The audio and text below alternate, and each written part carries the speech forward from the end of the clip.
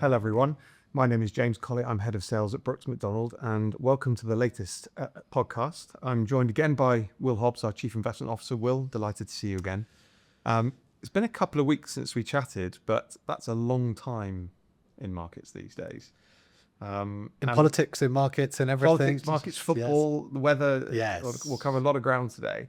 Yes. Quick plug to our latest, your latest quarterly edit.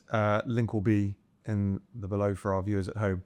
A couple of topics you touched on. One I'd like to pick up on is the earnings cycle, not least in certain areas of the market. Some people are talking about a return to the bubble of the early 2000s. Keen to get your view on where those hotspots are.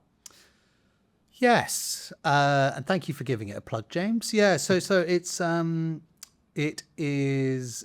interesting. I mean, people are always looking for patterns in the past, aren't they? And we can argue. I'm sure we can have a chat on this later about to the extent that we're overemphasizing messages from recent past, distant past, or whatever.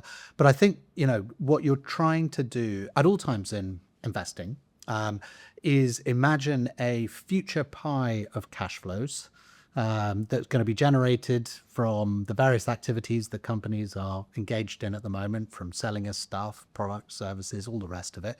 And investors are always trying to guess the size of that pie of juicy cash flows and how it's going to be divided up. Now, you add an extra complication at the moment, which is that you're in this period of sort of quickening industrial change, technological change. And so people are really, at those moments, the size of the pie is even more uncertain. And at the moment, part of what you describe is really that we're trying really hard to guess at who is going to get the biggest chunks of that pie in company terms. And so you've got sort of, these hyperscalers, the guys who are funding all of these AI infrastructures. You've got chip stocks, not the chippy that we love, but the proper semiconductor companies. And some people are sort of saying, well, at moments, they're going to own a big chunk of the pie. And it's kind of waxing and waning in between that. Now, I think there's a couple of things that we do know that should inform the sort of conversation about where we're at, what's going on. The first thing is, I think that generative AI, machine learning, these are real technologies with the capacity to really change the way the world is organized and operated. So it's not like the metaverse, say, which is, just giant pile of cash. So there's something real in it. The second thing is that competition between companies, as usual in these situations, means that companies themselves as a segment of our world will probably own quite a narrow sliver overall of that juicy cash flow pie. Most of it will end up going to consumers, either by, the consumer surplus, so stuff we'll enjoy, stuff will make us live longer, all of that kind of stuff. And the third thing, really, I think the really important thing is that scarcity is the key concept to keep in mind with regards to who really gets to command, the economics further down the line. And we just don't know at the moment, because you think about it, scarcity, what scarcity exists now is about energy, data center capacity, chips, all these kind of things. That's where the action is. But that is on the way to being solved in many ways. So we've got to try and look forward and guess where the scarcity is of the future. Help me understand this, because you have said, when we've discussed in the past, the word technology is bandied around. It covers such a spectrum.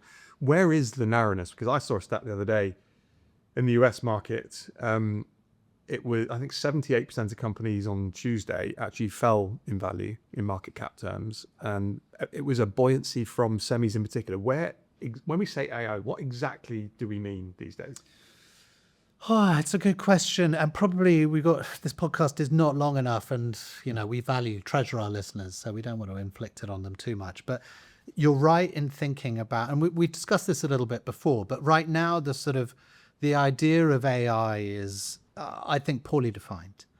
Because actually what we're thinking about, you and I, when we talk about technological change here, is that broader concept of, from the mid-90s onwards, you're creating all of this extra information, knowledge about the world, and you are increasingly digitizing that information. Yeah. So you've got this vast trove, this digital knowledge mountain, or digitized knowledge mountain about the world around us.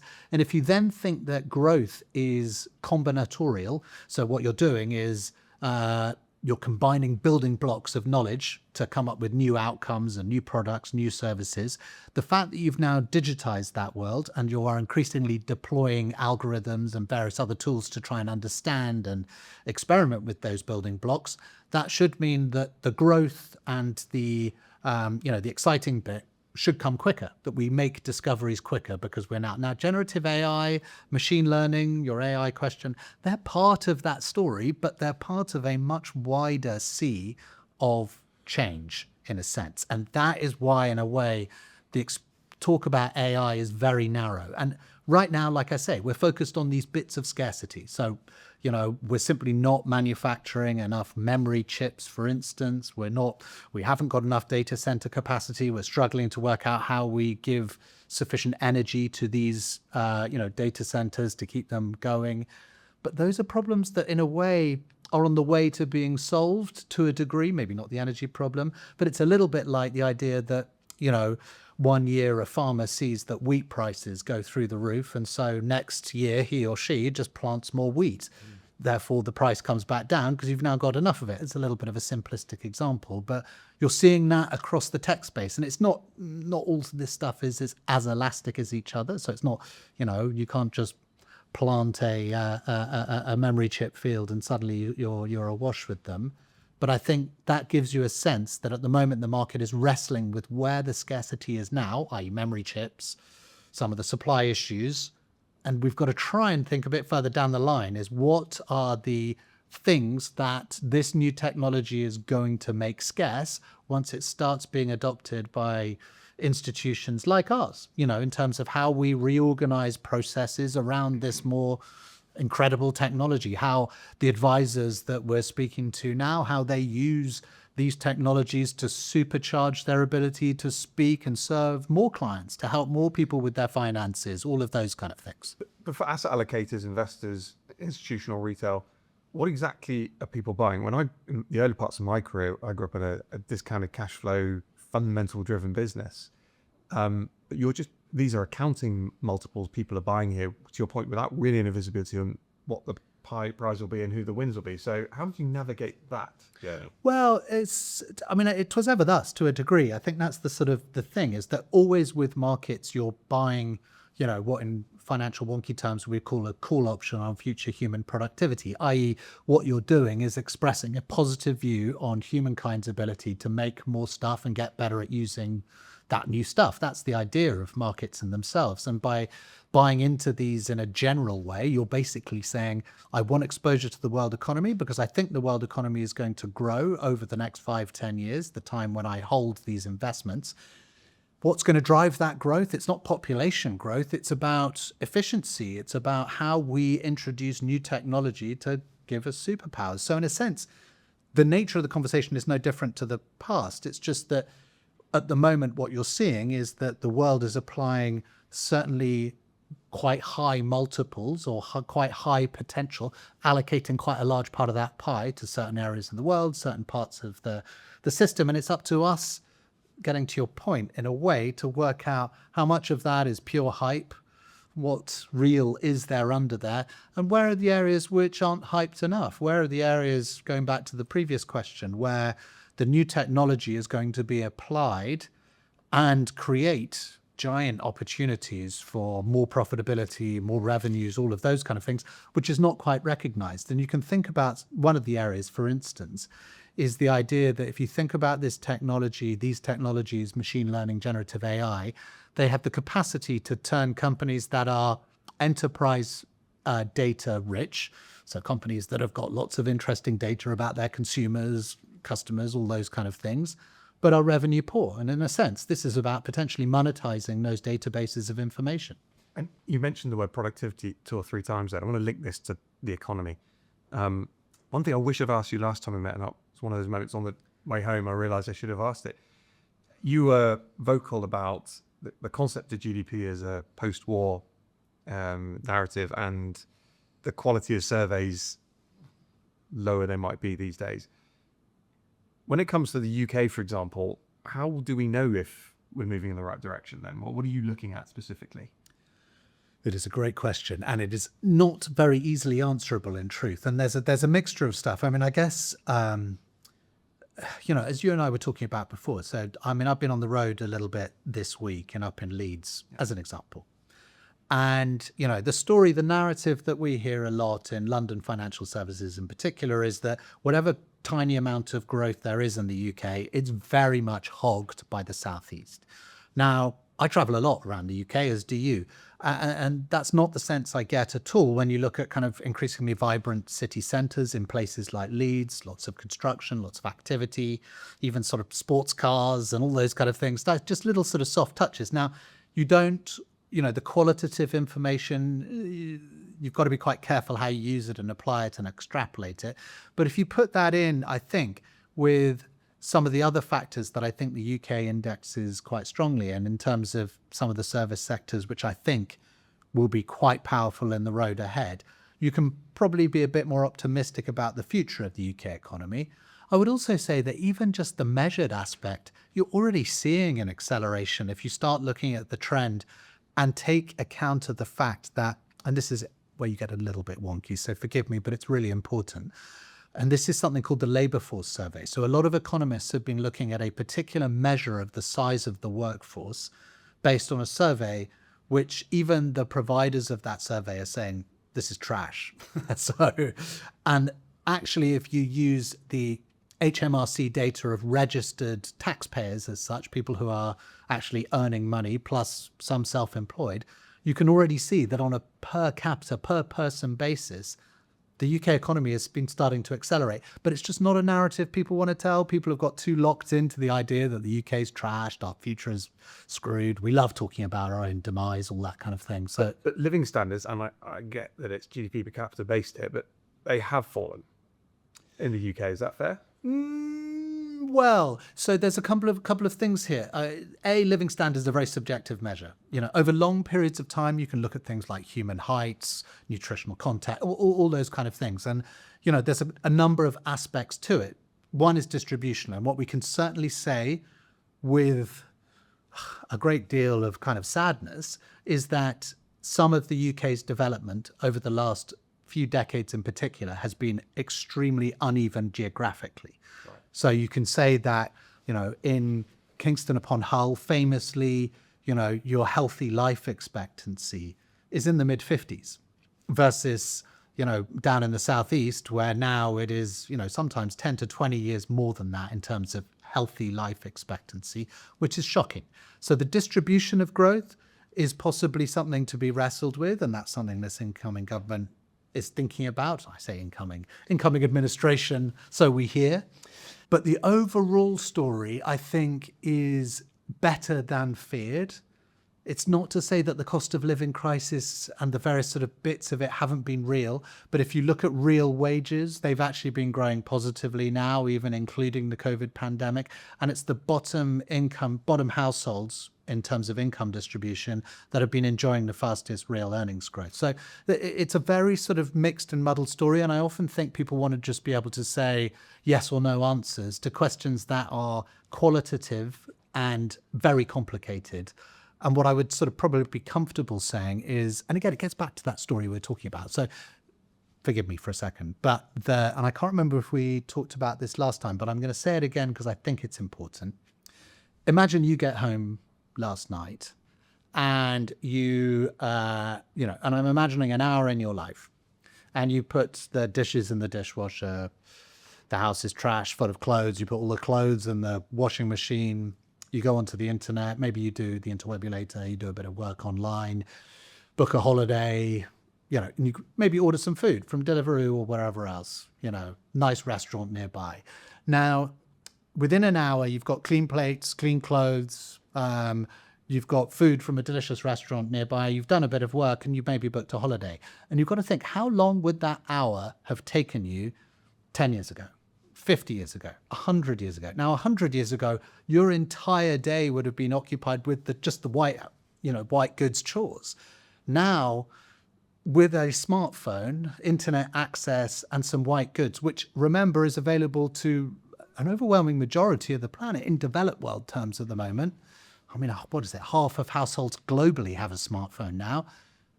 you have saved yourself enormous amounts of time. Now, time is not something we can measure in economic terms. And some of those things, they're just very difficult to capture in living standards. I'm not trying to de-emphasize how difficult life is for people. I'm not trying to say, talk down these things. That would be inappropriate for someone living in the city and so on. But some of the sort of narrative is a bit too simplistic, is all I'm saying. I want to come back to living standards, particularly when it comes to markets as well. But one thing you talk about there is the disparity of wealth, which is as old as time across most nations. And of course, it will flex in terms of how far it goes. But we talk about income in government. I think we're odds on, perhaps as early as 20th of August, see Mr. Burnham take seat. At the time of writing, obviously no conclusions drawn at this stage. But when it comes to the underlying narrative of devolution of power, talking about Leeds, the Manchesterization of London, nationalisation, is that, are markets and businesses going to accept this? Is a period of stability better than volatility? I think you said earlier in your report, we've had more prime ministers since Brexit in the 40 years prior to it. So what does the next 6 months look like? Is stability welcomed? So it's a great point. I mean, personally, yes, I think stability is really important. My personal sort of, I guess, just to sort of out myself politically so that people know how to handicap this stuff and immediately turn off the podcast as soon as I say this. So I personally, there's an old, the Bad Godesberg Manifesto, 1959 or something. This is the SPD, the German SPD party, trying to transition from Marxist party to modern liberal democratic, kind of market-oriented. And they have this really pithy expression within there, in this debate they're having about how to transition. And it says, state where necessary, markets where possible. And I think it's very pithy because it really does summarize kind of in a way, you've got to try and let markets in as many places as possible. There are market failures, so they do need correcting. So I would be wary of just how much sort of improved the economy would be by privatizing more of it. That would be my hunch. I can hear people squealing and screaming now, but everyone has a different view on this. The sort of regionalization, sort of devolution story, there is some evidence that actually that does improve economic outcomes. It's a bit tentative. So I think, if you look at sort of a number of cross-country and individual country studies, about half of the studies find positive effects from devolution. And what you can say is that the UK is right at the lower end in terms of devolved spending. So I think sub-national spending as a proportion of overall government expenditure is about 20%. You get as far up as 50, 60% in places like the US and beyond.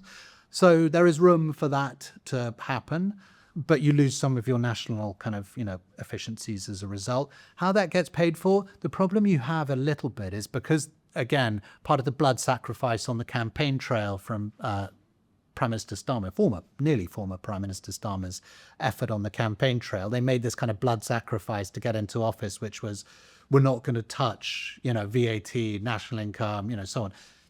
Those are the prime movers of your revenue base. Fiddling around with other stuff, the problem you're starting to get to is that you're looking at much narrower slivers of the tax base, and that capital tends to be pretty footloose and mobile. So you tend to just not be major revenue raisers. So I know we can't predict the future, but we have a sense of direction for, should Mr. Burnham take seat, his policies on tax around, the income tax bans having been held for so long, and people sort of shadow tax being brought into it, local stamp duty taxes or wealth taxes, business relief taxes and how that's funded elsewhere. Having committed sort of a zero-sum game on that basis without the overall fiscal raise going out, what is your view on, if I'm a small, medium-sized company or even a large corporate, what should I be thinking now about the next 6 months? Oh, that's a really hard question.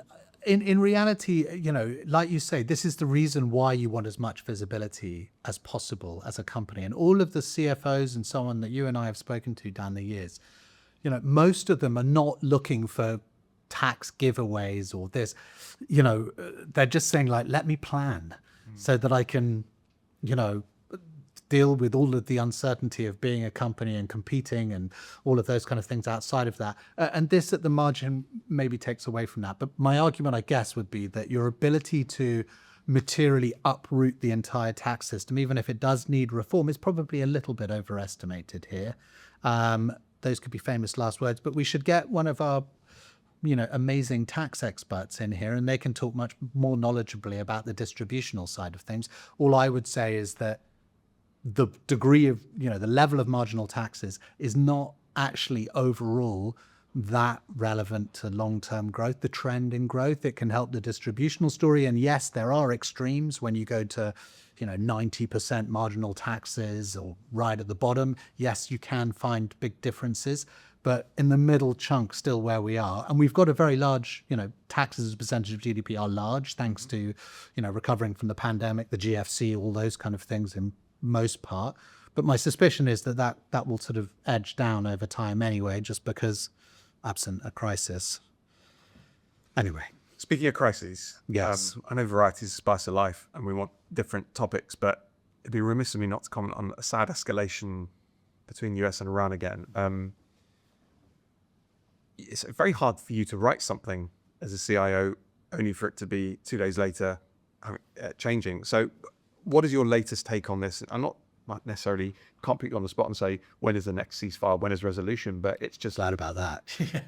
It's prolonged uncertainty and difficulty from a humanitarian perspective on the ground. From an investment perspective, as an investor, how is your thinking evolving here? So not really evolving much in a way. I mean, I would still, reiterate that as human beings, we have a different response to these things than in many ways markets, who can be, I say who as if I'm sort of, anthropomorphizing markets, but in a way, like the sum of markets, market prices can seem quite cold and calculating. If it doesn't affect, future cash flows, coupons, all those kind of things, then markets can look like they don't really care about this stuff. That's not how we feel as human beings, obviously. I would also say just, a point, again, I'm a bit of a broken record here from previous podcasts, but I can think of plenty of prior periods of much worse geopolitical stress and strife, where actually it has been the technology, new technologies coming online that's been in the driving seat. And the 1950s and 60s is the example that we've regularly talked about, which is a much worse period in a way. And it's there, the new technologies coming online, which are driving an incredible period for most of the developed world economies, and even sort of, certain emerging market economies as well. Think about Korea, which was, 1950, 60, one of the 5 poorest places on the planet, now one of the richest. So for markets and economies, it's the productivity story that's important, not necessarily what's going on geopolitically. I'll pick up on that. A friend of mine sent me a picture. I don't know if he took it, but it definitely wasn't AI. And it was of 2 black swans in a lake next to each other. And it got me thinking, because I was with some advisors the day before yesterday, and they're saying you've got Ukraine is still there, of course. US, Iran, you've got cost of living crisis, you've got fuel still at £1.60 a litre, you've got the AI narrowness, you've got rich valuations on many objective measures, yet implied volatility trundles. I think actually the volatility index is near its 1-year low still. Equity markets, they've continued on their drop. What would it take for something to wobble that? Well, and I would refer back to the previous point. In a way, like there's all sorts of things that might wobble it. And the problem with black swans is by nature, they're unpredictable. What are they? 10 standard deviation events, so that is just an incredibly rare outcome, which in a way, you'll lose more money trying to forecast than make over time. You'll be right once in your lifetime, if you're lucky, or unlucky, let's say. So in a way, it guides you a little bit more to a kind of war chest strategy where you're diversifying, you're, to the point that we've always talked about, you're making sure that you're, banking some profits from your winners and constantly beefing up exposure to some of the less expensive areas. You're not just exposed to equities, you've got fixed income, commodities, other sort of different types of exposure. That's all you can really do, because you're not going to look around the corner and say, I foresee the next COVID pandemic or something. And our worries about the future, and it's taken me too long in my career to realize this, but our worries about the future invariably reflect our worries today. So, until recently, no one was thinking about pandemics. Now, many people, credible academics, are thinking that we are in an era of pandemics. One of the, again, plug the paper, one of the interesting comments you make is referring to the research that suggests actually it's very hard to link the cause and effect of the size of, the magnitude of, and the duration of such a run. And actually, when you look back with the benefit of hindsight, they tend to be left field events that caused the ending of it. So This is pattern spotting. pattern spotting allowed us to evolve as humans. Right? Yes. Look, I feel ill this morning. You look to the previous night. What did I eat? It was that spotty mushroom. I don't think I'll eat a spotty mushroom again. So very useful in staying alive, when we were looking around the caves and sort of, that's a growl in that dark cave. Grug was eaten last night from a similar growl. I don't think I'll go in that cave kind of thing. Yeah. But now you get in trouble. Because there's something called apophenia, which is the opposite of kind of epiphany, basically. Epiphany is kind of spotting a genuine pattern. Apophenia is more about mistaking patterns. And so the idea that you look up at the moon and you mistake the lunar maria for, a man on the moon, that's the same as you get when looking at vast tracts of history and you try and look for patterns. Oh, look, there's a cycle, nice and regular. The thing that you get to those when you look closer up, the causes of all of these recessions are entirely different, and there's not the regularity that you think. We want to tell them as morality plays, but quite often that's just not, that's not the way it works. There's a great website about correlation and causation. Spurious correlations. With Nicolas Cage's box office hits against wasp stings. Yes. Very closely tied. Perfectly correlated. Cheese eating and bedsheet stranglings. Wow. Perfectly correlated as well. Yeah, cheese, per capita cheese consumption and bedsheet strangling. So in light of that comment, not the cheese one, but the prior one, cheese is important. You talk about diversification. In terms of you and your team, how do you, the war chest, rebalancing, diversification, how do you position for that uncertain outcome, at least in terms of we can't predict when such a correction in markets would happen? So you're constantly, the most important guiding principle as an investment team, I think, is the starting place of humility. So what you want are lots of people who believe very firmly that they don't know what's coming, and they need to think about ways to ensure portfolios to a degree, portfolios and funds, by high quality, deep due diligence and making sure that you are spreading your bets around the world. You're trying to get the world economy working on your behalf, rather than just some recently successful part in it. And part of that is exactly what we were just talking about now, is you don't want a rear view mirror perspective where you say, well, it's happened for the last decade, so I'm assuming it's going to happen for the next 2 decades, even last 4 decades. You can turn around and actually there's no requirement for the future to look like that. And actually, I would argue that we're at an inflection point in many aspects for how the future might look and how capital markets might trade. And it's about how we position for that, whilst also making sure that we're not leaving investors high and dry on the exciting stuff going on. Can I ask about that? So I spoke to a CEO of one advice firm, and he said all of his advisors are saying, the clients are saying they would like an element of calmness to their portfolios. Now, is that as crude as taking a bit off the table? Or are there other ways to think about? Well, there's a number of ways to do it. One, don't look too much, because there is going to be volatility in markets. We can make less volatile portfolios that move around less by taking less risk in the more liquid, volatile assets. That's one thing. You accept, mostly you have to accept lower returns for that.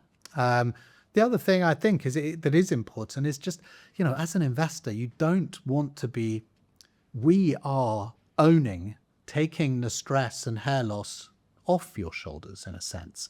As an investor, most of the people we're speaking to, they've worked hard to accumulate a sort of war chest of savings, and they now need to make the most of those savings. The earlier they start, the better. And we are now taking on the stress of trying to make that work harder for them.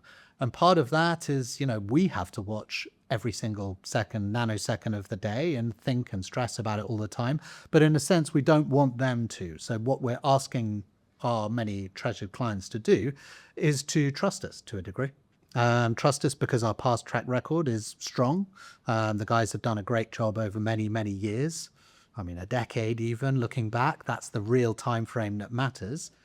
And that sort of repeated delivery and the build-up and quality of the makeup and the quality of the people we have in investments, and our ability to outsource and bring the highest quality investors in the financial services sector and sort of deploy them on their behalf, those things should guide you to thinking these guys are worthy of trust. Will, as ever in this, we've covered a lot of ground, but I wanted to close on something. Now, the idea here is Don't rabbit on. A quick answer. literally one word. Yeah. It's almost like speed dating. Okay. I've got four questions for you here. So quick answer, a couple of words. Yes. Reflections on the SpaceX IPO. Fine. Most overlooked asset class. Ooh. That's really hard. I thought Lego. Lego I heard is quite a good one. Lego. Yeah, it's I love Lego. They discontinue sets and they get... Yeah, I love it. Well, I love playing around with it. I don't like stepping on it in the middle of the night. Or have lugs, yeah. Yeah, there's quite a few. I mean, I would tend to think that some of the UK assets are quite overlooked. UK small cap, mid cap, so overlooked. The one thing that, as an investor in CIO, keeps you up at night more than anything. Everything, in truth, because I'm always trying to think about the things that other people aren't thinking of. Yeah. Because it's not, risk is like an iceberg. The bits you see aren't the bits you worry about. When people think about, the risks ahead, look, it's US elections or something like that, those aren't the things that create the problem. It's the submerged bit that you can't see, the stuff that comes out of the blue. And really, you've just got to be thinking always how my portfolio is going to be robust to the stuff that I can't see. Final two questions. When will the heat wave end? Hopefully not quite yet. And he must be a rare... Yeah, it's a rare breed. My Scottish wife is suffering a great deal and making a lot of noise about it. Please don't listen. And a final one. Who will win the World Cup? It's coming home. Great response. Thank you for your time again, Will.